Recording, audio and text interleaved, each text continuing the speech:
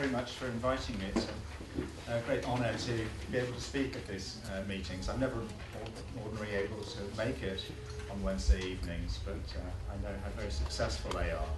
So thank you for the invitation.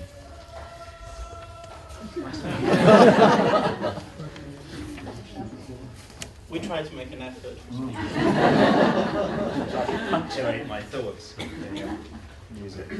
So the fundamental issue I'm going to try to think about and address this evening is essentially this: whether poetry and philosophy, and I'm going to really be speaking about analytic philosophy, matter to each other. And if they do matter to each other, how exactly that is the case, why it should be the case, where, and to what effect. So this is going to be a talk that negotiates some borders, and I'm very aware of two dangers that menace anyone who attempts to do that. On the one hand, I can be candid and rub people up the wrong way. The other thing is that I can leave people without a clue of what all the fuss is about by being careful. In short, I can either offend you or bore you to tears. Those are the two dangers. If I'm really clever, I can manage to do both. I apologise in advance if that is indeed all I achieve. I can only offer this bit of advice. If afterwards those who are bored and those who are offended get together for a drink, you might manage to bring yourselves up or down to the right level of equilibrium. But joking apart, these I think are matters that many people do care very deeply about, and I do, poetry and philosophy and how they might matter to each other. So feel free to disagree with anything or to ignore anything that I say this evening, except this, that these are indeed matters that are worth caring about. I want to start off in the middle of things with Shakespeare's sonnet 14. Not from the stars do I my judgment pluck, and yet methinks I have astronomy, but not to tell of good or evil luck, of plagues, of dearths, or seasons' quality. Nor can I fortune to brief minutes tell, pointing to each his thunder, rain, and wind, or say with princes if it shall go well, I oft predict that I in heaven find. But from thine eyes my knowledge I derive, and constant stars, in them I read such art as truth and beauty shall together thrive, if from thyself to store thou wouldst convert. Or else of thee this I prognosticate, thy end is truth's and beauty's doom and date. Well, this sonnet 14, quite early in the sequence of 154 sonnets, contains, if you notice, 7 instances of the first person in the nominative, present, indicative, active voice. I pluck, I have, I can tell fortune, I find, I derive, I read, I prognosticate. And the last of these, I prognosticate, stands out because here, and here alone, the verb names the very act performed in the uttering of it. We can appreciate this by a simple test. This phrase alone contains an implicit hereby. I hereby prognosticate. And this is no mere coincidence. The move towards this act-naming, act-performing phrase is guided by the movement of the sonnet as a whole, from thought alone to thoughtful act. The sonnet is essentially constructed out of a set of negative constructions. Not from the stars do I my judgment pluck, not to tell of good or evil luck, nor can I fortune to brief minutes tell. And these constructions give no promise of an uttering that performs an act, let alone one that names the very act it performs. Moreover, the final couplet suggests a conditional construction. If you do not do this, I will do that, which would rule out the possibility of such an utterance. And yet it's precisely here that our phrase type, however surprisingly, does crop up. This I prognosticate, thy end is truth's and beauty's doom and date. So the speaker acts here, even if he obscures the fact with that disjunctive phrase, or else of thee. Hereby is implicit because the speaker does indeed prognosticate here. Whether what he foretells actually comes to pass is conditional on how the person addressed now acts, for example, whether he marries, has children, and so on. But that he utters a foretelling, that the speaker utters a foretelling, is not. So this demonstration of ability heartens in a certain sense, namely by contrast with what's gone before, the list of things that the speaker can't do: foretell plagues, dearths, the quality of the seasons, the weather of brief minutes, the fortune of princes. And yet again, also by contrast, there's something disheartening here. For what the speaker succeeds in doing, in uttering these words, lies simply, and rather limply, in having said that something will occur. This falls far short of what the emphatic tone implies, that the speaker has foretold something which would require that this something does in fact occur. Indeed, the really telling point is this, that the one act this speaker does find it within himself to perform, the one act he feels capable of performing, the capacity exercised in his uttering, I prognosticate, is so meagre that it's something he can succeed at no matter how things turn out. There are two signal facts about Shakespeare's sonnets, all 154 of them, and both of them are on show in this sonnet. The first is often remarked, but it's too insufficiently thought through, I think, given the grand divide that it actually occasions in critical scholarship, and always has done. Namely, that the sonnets are composed out of indexical expressions like I, he, she, you, rather than out of any proper names. No proper names in the sonnets, very few descriptive phrases. The second fact is connected to this, but it's never even remarked, so far as I know, that the phrase type that we've been thinking about, the one that plays the cardinal role throughout, is the one that we've just begun to appreciate, namely the first person nominative, present indicative, active, where the verb names the very act performed in uttering it. So here are some examples drawn from throughout the sequence, just a few of them. Sonnet 19, but I forbid thee one most heinous crime. Sonnet 40, I do forgive thy robbery, gentle thief. Sonnet 82, I grant thou wert not married to my muse. Sonnet 112, mark how with my neglect I do dispense. And Sonnet 123, this I do vow, and this shall ever be. And finally, Sonnet 124, to this I witness call the fools of time. In Sonnet 14, the verb named the act performed in uttering part of the poem, that is, the sentence containing the phrase, I prognosticate. On other occasions in Shakespeare's sonnets, what the verb names is the act performed in uttering the whole poem, even perhaps the whole sequence of poems. In Sonnet 15, for example, the final couplet names the action that the entire sonnet, perhaps the entire sequence, performs. When I consider everything that grows holds in perfection but a little moment, that this huge stage presenteth naught but shows, wherein the stars in secret influence comment. When I perceive that men as plants increase, cheered and checked even by the selfsame sky, vaunt in their youthful sap, at height decrease, and wear their brave state out of memory, then the conceit of this inconstant stay sets you most rich in youth before my sight, where wasteful time debateth with decay to change your day of youth to sullied night. And all in war with time for love of you, as he takes from you, I engraft you new. Saying, as the poet does at the very beginning, when I consider everything that grows, is not necessarily to engage in that reflection, but it is nevertheless to consider that considering. Similarly, saying a little later, when I perceive that men as plants increase, is not necessarily to engage that capacity for perception, for judgment, but it is nevertheless to reflect on that perceiving, and hence in an accepted sense, to perceive that perceiving. Thus, much of what's true of our phrase type holds in both these cases. What the speaker does in uttering these phrases is essentially what he names in his uttering.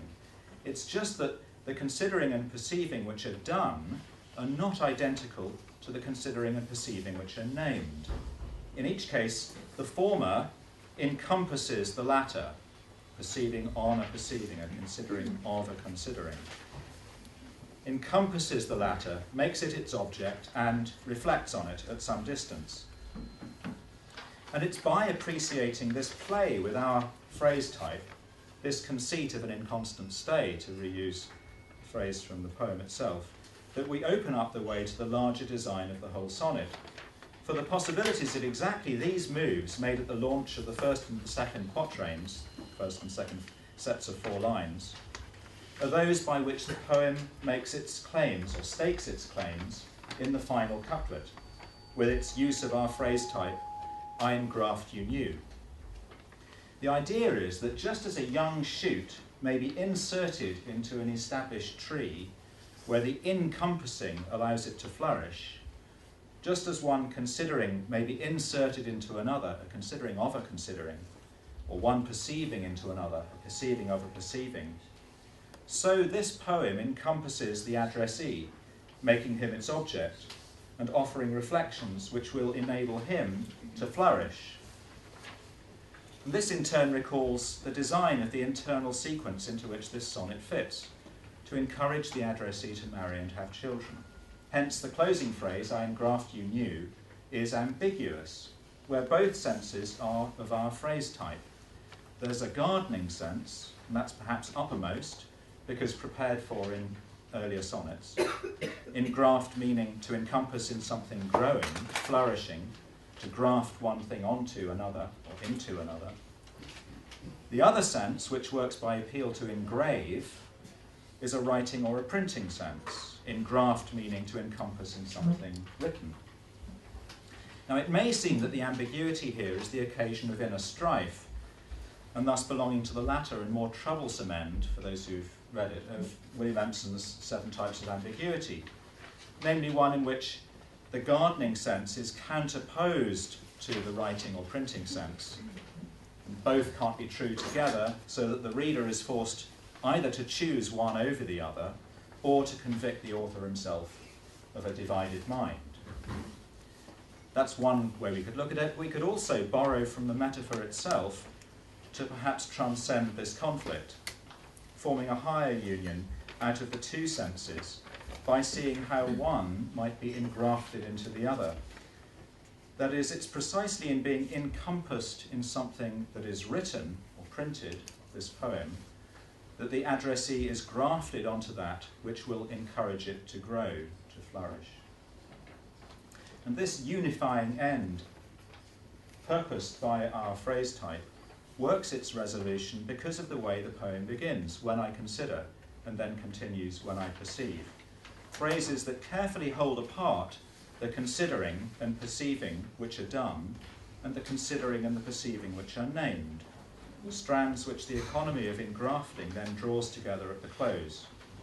Hence the action performed by the phrase that is of our type is dependent at depth on the work set in motion by phrases that are not of our type. And Shakespeare uses phrases that lack this form to enrich and inform those that do possess it. Well, determining which first-person utterances are of our phrase type is not always simple. The disjunction in Sonnet 14, for example, complicated matters. Moreover, the sonnets do contain many playful instances where the form of the present type of the phrase type is present, but the effects are not, or the effects are present, but the form isn't, or not quite. And that's the case in Sonnet 15. One thing that this playfulness introduces, but it's clearly quite deliberate, so I'd rather say that it cultivates. What it introduces is uncertainty, hesitation, instability. This uncertainty troubles us because we then ask, is this an instance of the phrase type or not? Is the named act being performed, or is it not? but it's an uncertainty that has much deeper roots in the speaker himself. Shakespeare is portraying him as plunged into seemingly bottomless uncertainty about whether he is actually performing the acts he appears to be performing. And instead of seeking assurance from others, he confines himself, Shakespeare's speaker, within the flow of his own self-consciousness, thus anticipating what is peculiar about the Cartesian skeptic, someone who tries to provide for the content of thoughts about himself, herself, as a performing agent, as a persisting self, but purely from within the first personal perspective alone, and consequently by increasingly frantic reflections on their own reflections. Shakespeare's play with this phrase type explores the condition of just such a person, but in all its roundness. It's not as relentlessly dire as philosophers like to have us believe, at least anti-Cartesian, modern philosophers like to have us believe. What Shakespeare does is plumb the sense of failure and weakness, certainly, of anxiety and depression at the lack of assurance available when confined to one's first personal perspective.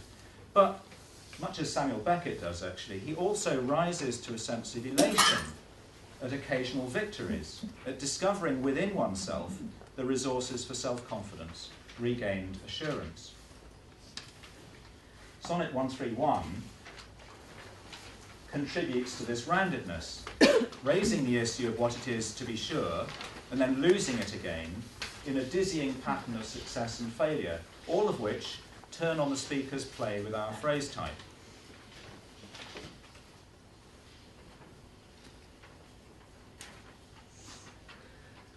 Thou art as tyrannous, so as thou art, as those whose beauties proudly make them cruel. For well thou know'st, to my dear doting heart, thou art the fairest and most precious jewel. Yet in good faith some say that thee behold, thy face hath not the power to make love groan. To say they err, I dare not be so bold, although I swear it to myself alone. And to be sure that is not false, I swear 1,000 groans.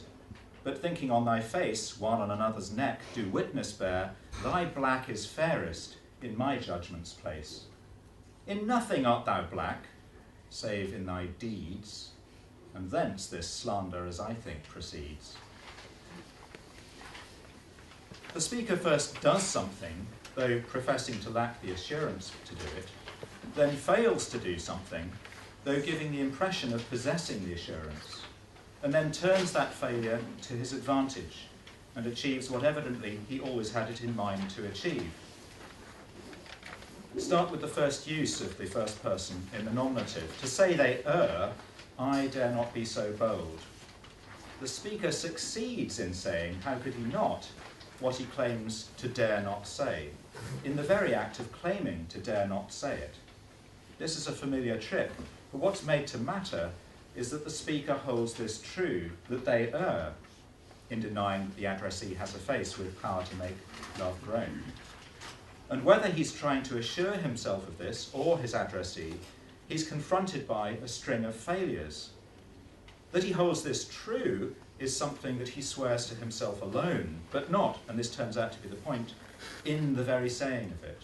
For the form I swear occurs in a larger construction, although, which implies the distance from an actual act. Swearing to this is something he does, or would do, but not precisely here. The reason why the speaker abstains from an utterance of our phrase type becomes clear as he continues, a lack of the assurance required, or at least a play at lacking that assurance.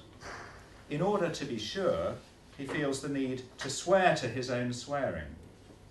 But if the one self-swearing is no good, then nor can the other be, and the strategy looks desperate. The turn to another form of witness, thinking on thy face, looks more frantic still, since it's precisely that face which is in question. So it turns out that there's nothing stronger than assertion here, that this face does indeed have the power concerned.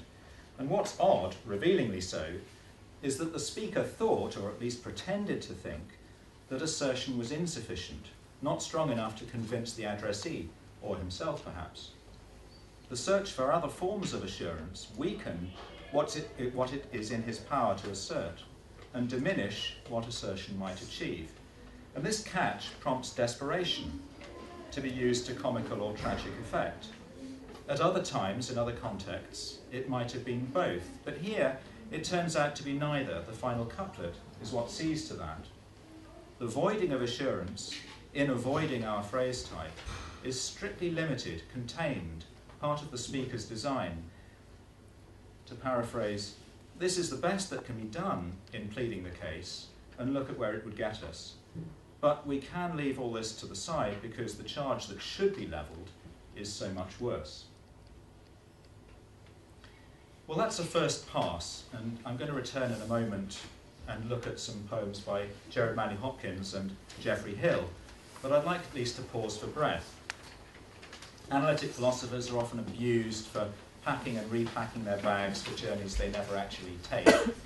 So what I've tried to do this evening is get underway immediately, myself in the implausible guise of a Saturday night slugger, hitting first and then asking questions later. But now's the time to ask some of those questions and check what's packed into the bags that I've been journeying with. What's the idea behind all this? Well, one aspect I hope has been obvious from the outset, and that is that I've been attempting to do some literary criticism, recognising the dramatic salience of our phrase type changes the way we see the sonnets, or some of them, both as individual poems and the sequence as a whole. It reconfigures certain elements, sharpens certain kinds of attentiveness, unlocks principles of composition. Of course, we've only touched on the surface. To study the role that this phrase type plays in the sequence as a whole, one would have to look at the 31 sonnets in which this phrase type plays a dominating role, add that to the 40 extra sonnets in which it plays a varying role, and then consider the other sonnets to which bear a certain kind of structural or linguistic relation to those 71 sonnets, and you'll get a network of signification that maps onto the sonnets, 154 of them, many, many times over. A second aspect of what I've been trying to do, I hope, has been becoming clearer, and that is the attempt to do some philosophy, or at least analytic philosophy. Philosophy of language, first of all, understanding what our phrase type is, what its dimensions are, what is at issue when there is ambiguity about whether or not we have an example of this phrase type. Secondly, philosophy of action, understanding the usefulness of this particular phrase type, what effects it can achieve, what kinds of action it can perform. What's at issue when there's ambiguity about whether the act named has in fact been performed.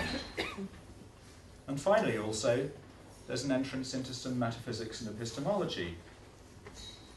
Shakespeare anticipates the plight of the peculiarly Cartesian skeptic, as we've been seeing. A third aspect is more shadowy, but I hope it's perceptible once remarked on. I've been attempting to attune literary criticism and the analytic philosophy to each other, instead of treating them as disconnected, if parallel, forms of inquiry. Because that's my answer to the fundamental issue that I said I was going to be thinking about tonight.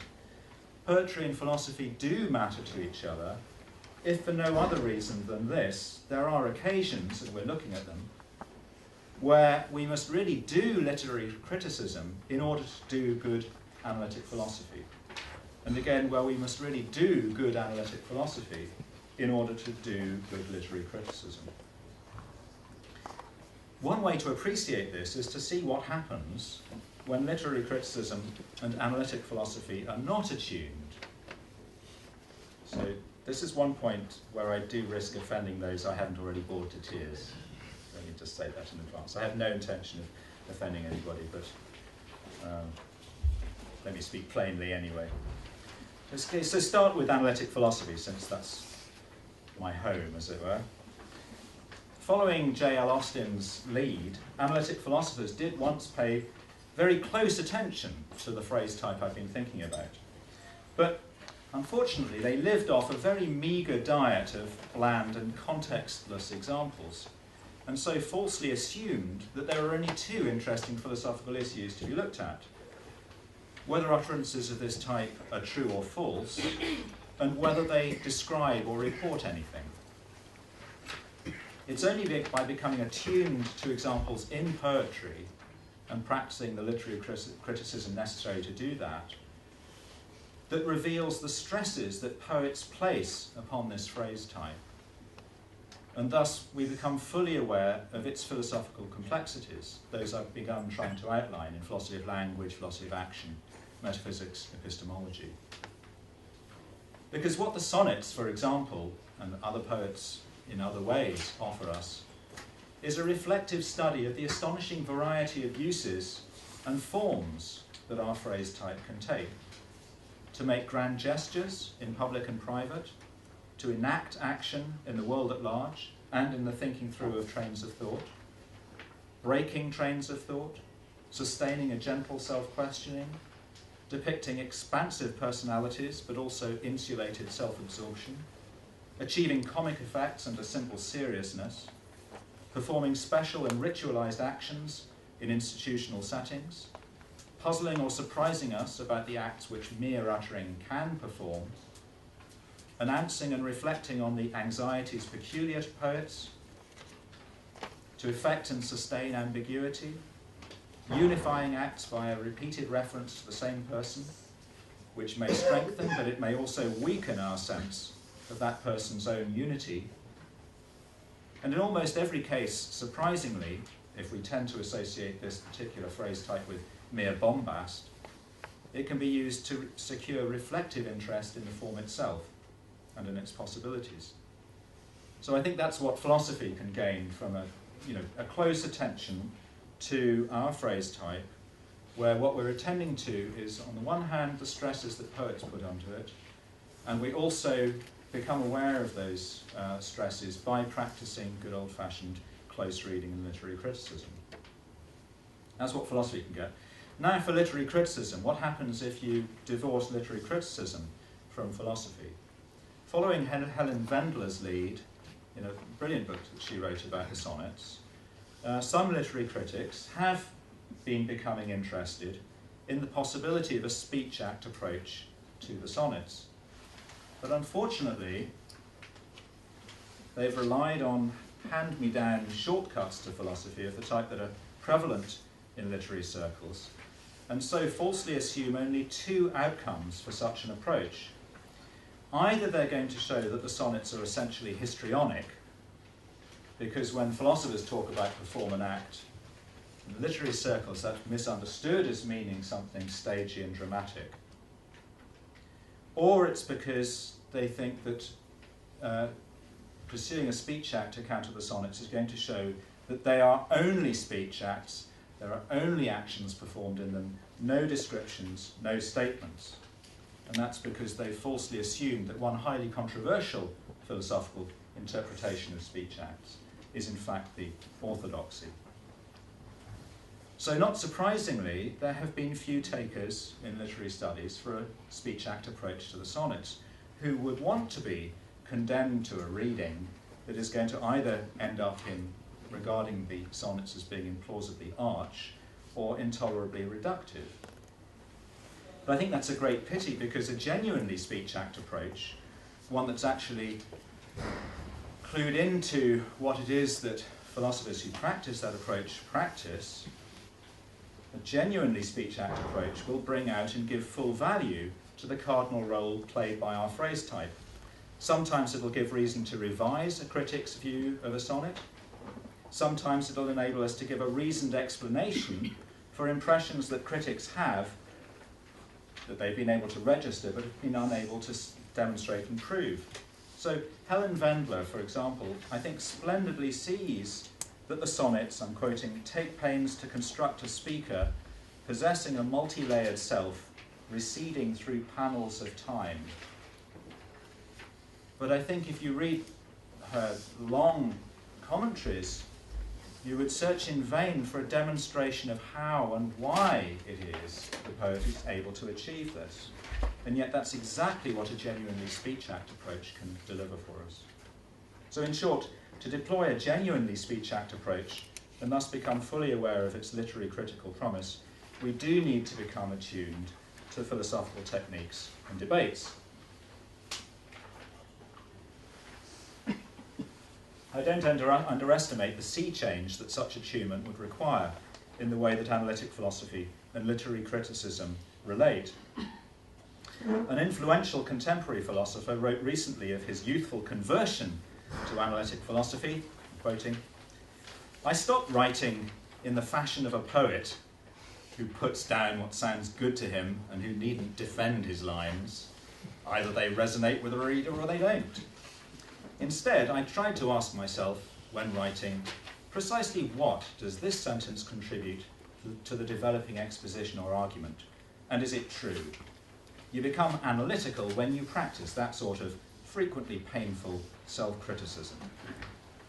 End of quote.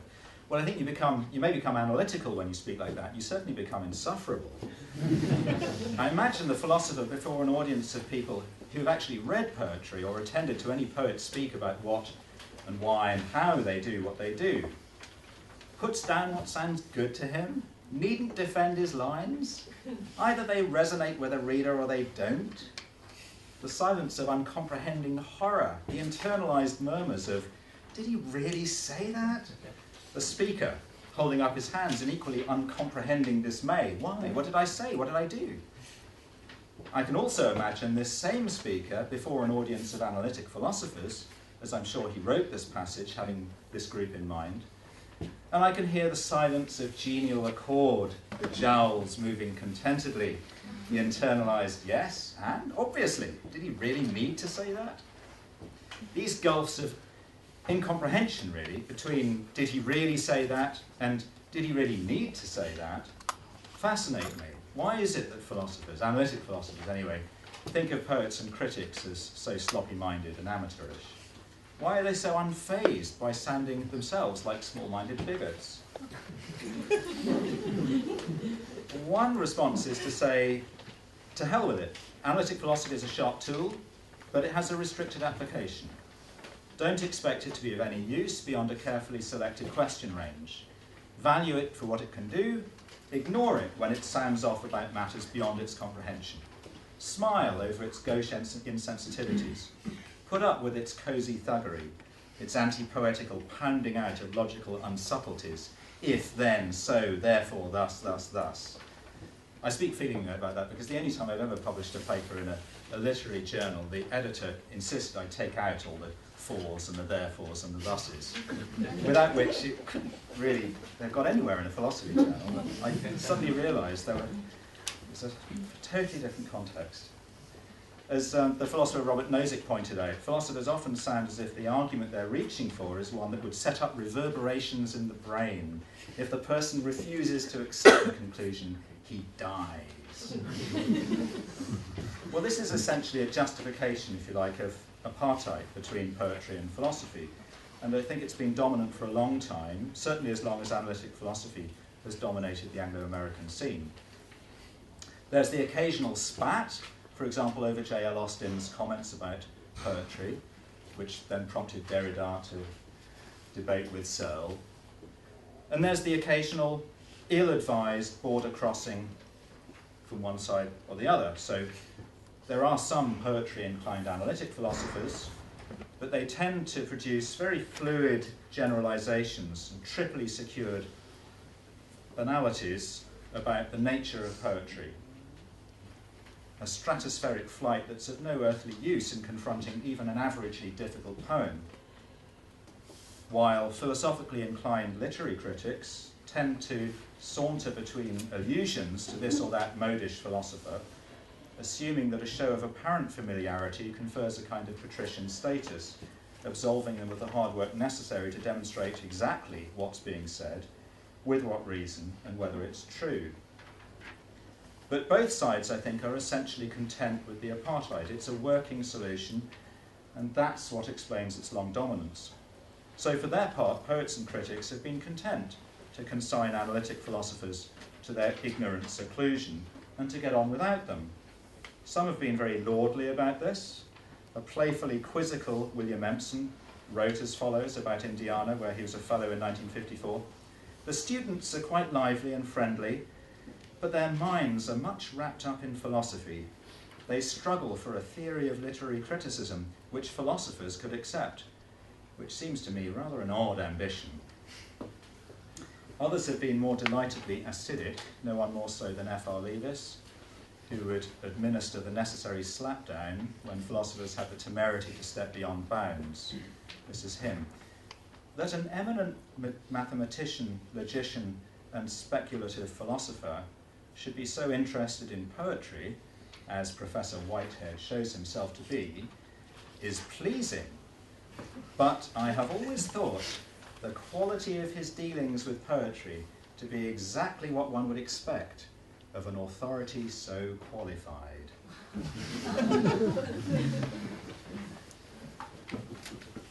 Leavis is always so grimly pleased with his grimness. Analytic philosophers, for their part, have been content to be left alone to get on with the clarificatory work they're good at. The explanation there, I think, goes deep into the discipline itself. For better or worse, this way of doing philosophy trains one to focus inward, to refine and further refine one's resources. There are, I think, few empire-building tendencies in analytic philosophy. It's always a major effort, goes so far against the grain, even to open up new territories. So analytic philosophers reassure themselves there are more fundamental matters to be bothered about than poetry. It is anyway not a very serious use of language, as Austin and others have said. Peter Strawson said it, even though he himself always claimed that he would much rather have been a poet than a philosopher. And yet, as I want to now resume trying to show, on occasion, really doing analytic philosophy means really doing literary criticism of poetry, and vice versa. So that's the end of the breather, back to a little bit of work. Our phrase type occurs very frequently throughout the poems of Job Manny Hopkins, and latterly, after his writing of The Loss of Eurydice in April 1878, it takes on a cardinal role. Here are a few examples. May is Mary's month, and I muse at that and wonder why. I yield, you do come sometimes. I say that we are wound with mercy round and round. I here forbid my thoughts to fool themselves with fears. In all her body, I say, no place was like her eyes. With witness, I speak this. But where I say hours, I mean years, mean life. What I know of thee, I bless. I repent of what I did. I do advise you, jaded, let be. Those are some examples, but we can only really practice attunement by considering a particular case more deeply. So, thou art indeed just. Justus quidem tu es domines. It's all, well, I think that's really the title that Hopkins himself would have been happy to give it. Thou art indeed just, Lord, if I contend with thee. But, sir, so what I plead is just. Why do sinners' ways prosper? And why must disappointment all I endeavour end? Wert thou my enemy, O thou my friend, how wouldst thou worse, I wonder, than thou dost, defeat, thwart me? O the sots and thralls of lust do in spare hours more thrive than I, that spend, sir, life upon thy cause. See, banks and brakes now, leaved how thick, laced they are again with fretty chervil. Look, and fresh wind shakes them. Birds build, but not I build, no, but strain. Time's eunuch, and not breed one work that wakes. Mine, O thou Lord of life, send my roots rain. The poem, dated March 1889, is situated exactly between the events it describes, the retreat that Hopkins made in January 1889, i.e. 3 months earlier, and Hopkins' own death in June 1889, 3 months later. It's standardly viewed as the record of a frozen and despairing instant, a falsity that can only be sustained by very selective quoting from the retreat notes. What those same notes bear out is something quite different, the compacting of a complex development, the turn, and eventual upturn of a progress of thought. Like Shakespeare's Sonnet 14, the poem is itself leaved and laced with 7 instances of the first person present indicative active form. I contend, I plead, I endeavour, I wonder, I spend, I build, I strain. But there's only one, again like Sonnet 14, in which hereby is implicit. And again like Sonnet 14, this one is the most meagre of the group. I wonder. But whereas Shakespeare makes our type the last of his string, so that the speaker works up from reflective thought to thoughtful act, I prognosticate, Hopkins sets our type in the exact middle, creating a sort of tent, a progress up to and away from thoughtful act. This invests the verb with a significance we might otherwise miss, but that is true to the act being performed in the poem's uttering. That I wonder may mean not only I ponder, speculate, but also I marvel, gaze. It also reflects the position of the speaker, caught in intimate struggle between reflective thought and thoughtful act, unable to settle in on the latter until the very last lines, dutiful demand, a call for action, but action to, or on, rather than by the speaker. Mine, O thou Lord of life, send my roots rain. So Hopkins's dealings with our phrase types support the impression of a speaker pressed between an acute sense of the injustice of his situation and an equally acute recognition of the justice of God. And this is precisely Jeremiah's bind in the epigraph, of course. If one recognises from the start that God is just, how can justice be one's ground of complaint against God? But Hopkins, if you notice, plays quite a mischievous game with his borrowing. His beginning in the poem is exactly Jeremiah. The first 2.5 lines are a fairly straightforward translation of the epigraph from the Latin and into poetry, which is why I didn't translate it.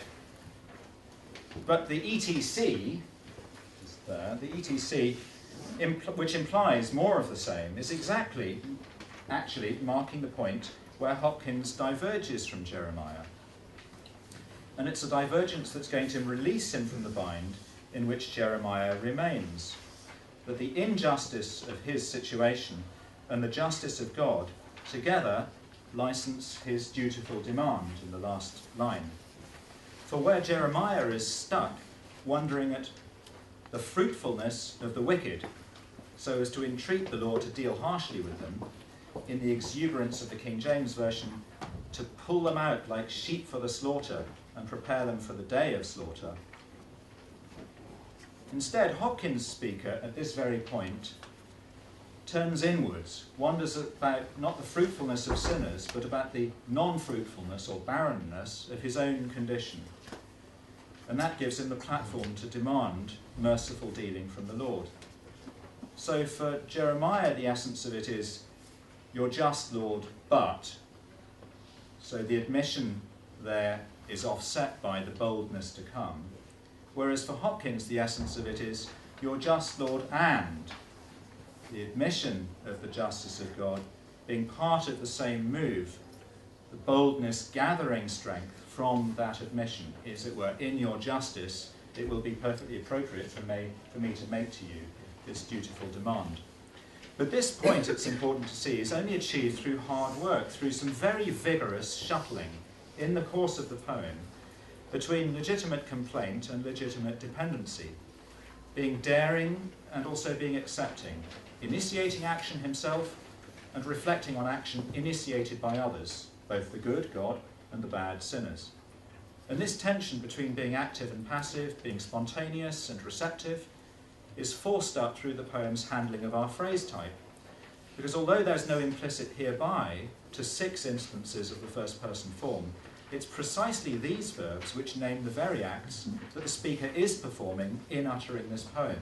I contend, I plead, I endeavour, I spend, I build, I strain.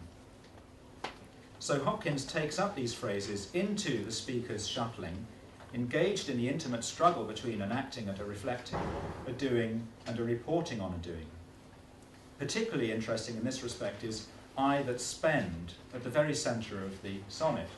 It's charged for Hopkins by Shakespeare's sonnets, which twice, as here, run spend against the line end. And again, on both those occasions, as here, the speaker is managing to press his addressee for an answer while simultaneously looking deeply into himself. So in sonnet 4, there is unthrifty loveliness, why dost thou spend upon thyself thy beauty's legacy? And in sonnet 149, at the very other end of the sequence, nay, if thou lowerest on me, do I not spend revenge upon myself with present moan? Shakespeare and Hopkins both draw on the extravagant ambiguities of the word spend. To exercise, pay out, ejaculate, dispose of, deprive oneself, use up, exhaust. But Hopkins does so perhaps to greater effect because he manages to play it against the eunuch theme. At the heart of his desolation, spend is a prolific breeder of meanings, specifically of names for acts, more specifically still, of names for acts the speaker is performing in the uttering of this poem, if not exactly in the uttering of this phrase. There is, of course, no implicit hereby in I that spend. So here too, then, we have a phrase which, like its speaker, is shuttling vigorously between action and reflection, and in its fruitfulness it's containing a taste and a presentiment of the resolution to come. Geoffrey Hill also offers opportunities for attunement. He's been a generous employer of our phrase type throughout his writing, and latterly, that is from The Triumph of Love of 1998 on, has given it a cardinal role. For example, that 34 poems making up the Pindaric sequence in the 2012 version of Broken Hierarchies are constructed around the 30 uses and close variants of our phrase type. And they include, I grant you for montage, I mean hers and mine, I hold this in as good a faith, I take as justified, I prevaricate, I take it my pitch catches your emphasis, I wish you joy, I would write it myself, learns lessons well but never in time, I put it to you, and finally, I plead Aristotle on metaphor. It would be lovely to talk about this reworking of Hill's earlier sequence of that same title, but what I want to do is end with an earlier poem of Hill's, because it offers a more striking demonstration of the thesis that I'm trying to promote.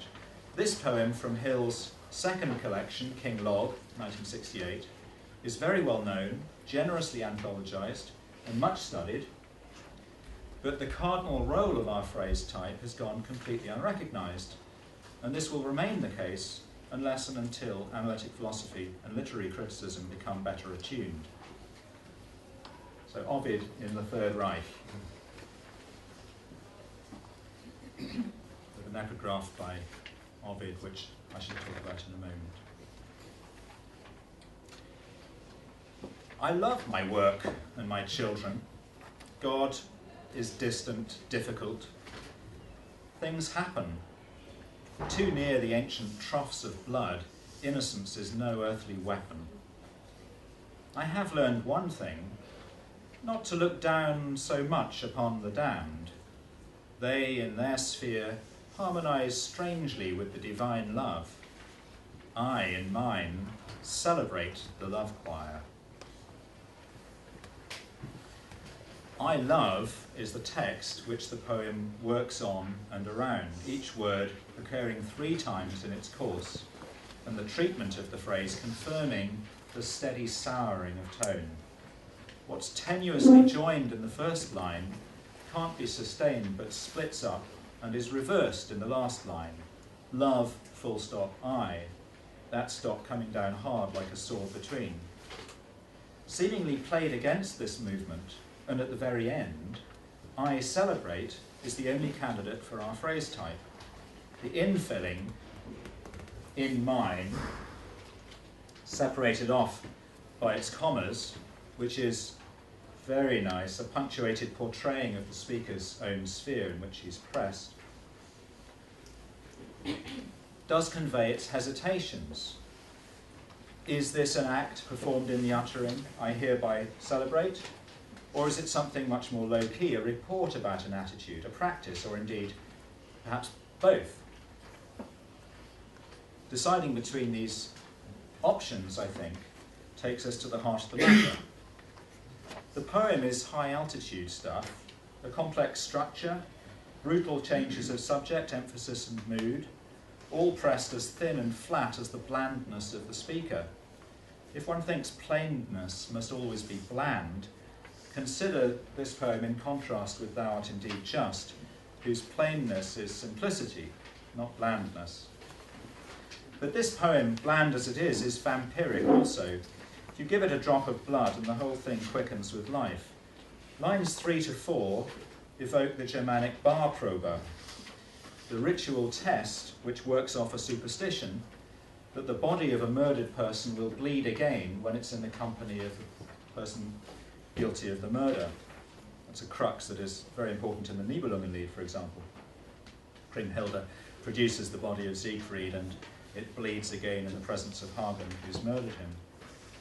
Suddenly we're on to the speaker's twist of mind, someone who thinks of innocence as a weapon, who regrets that in this instance it's no earthly use as a weapon, and most importantly of all, unfazed by the presence of so much blood. Caught instead by the unfortunate effect of this, that I guess like a compass disturbed by too much magnetic material, bleeding where there are troughs of blood already around is going to be useless as an indicator. Hill is as subtle as Hopkins in the game he plays with his epigraph, which can be translated, anyone who can claim they don't sin is without sin.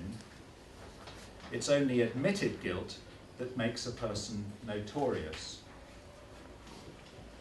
What we couldn't guess, what Hill, or perhaps Hill's speaker, is disguising, is that Ovid's speaker, the person who speaks the original lines from Ovid, is not in fact being deeply cynical at all. His strategy is mortifying and actually rather endearing if ill-advised, so don't try it at home. He's pleading with his beloved, since you're so beautiful, I do not beg you not to sin. I only ask that you do not force me, miserable as I am, to know about it. I don't ask that you be chaste, but only that you stir yourself to lie about it. And then come the lines. Anyone who can claim they don't sin is without sin. It's only admitted guilt that makes a person notorious. By contrast, Hill's speaker isn't pleading with another, but pleading for himself. He's offering excuses. Understand me, my situation. You'll see that I'm not so far from the standard. I love the usual things, I find the usual things difficult, and anyway, I wasn't really there. I wasn't really the agent. You can't blame me. These remarks return us to the issue. Is I celebrate, in the end, of our type or not? What hangs on this? Either way, the thought seems ghastly.